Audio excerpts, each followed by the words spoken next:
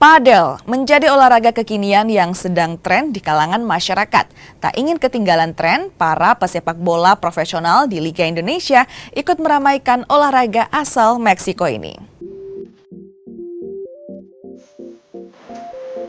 Padel merupakan olahraga gabungan tenis dan squash. Diciptakan di Meksiko pada tahun 1969, permainan di ruang tertutup yang dilengkapi dinding kaca ini dimainkan di lapangan berukuran 20 x 10 meter. Padel semakin digemari oleh berbagai kalangan, khususnya para kaum urban.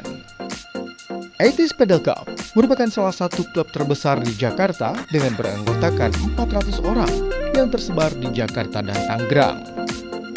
Founder 80s Padel Club, Immanuel Juliman bilang, cukup mudah untuk bermain padel.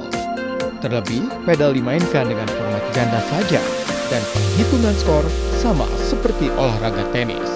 Agak berbeda dari tenis, seperti ada pantulan ke kaca, pantulan ke fans, ke gelas, dan mungkin teknik outnya juga beda ya, aturan outnya juga beda. Itu aja sih, cuman kalau untuk teknik pukulan, teknik smash, kurang lebih sih. Saking maraknya padel, sejumlah pesepak bola yang bermain di Liga Indonesia juga ikut mencoba. Osas Marvelous, William Korea, Ali Nuri Zangir, dan Renan Silva adalah beberapa di antaranya. Mereka menilai olahraga ini cukup untuk menjaga stamina di masa libur kompetisi. Teman-teman, kita cuma pengen ada sesuatu variasi supaya tidak ada namanya bosan. Jadi kadang-kadang kita main kadang-kadang kita main badminton. Kalau main cuma profesional mungkin sudah jadi. Mungkin karena kita cuma gitu-gitu aja. Menurut kita nggak sulit, tapi malah lebih ke fun. Popularitas dan minat tinggi olahraga padel membuat lapangan padel pun semakin menjamur di Jabodetabek juga Bali.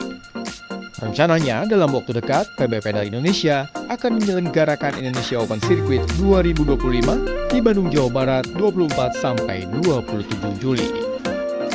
Rinintan Iken, Bodia Vibala, Kompas TV, Tangerang, Banten.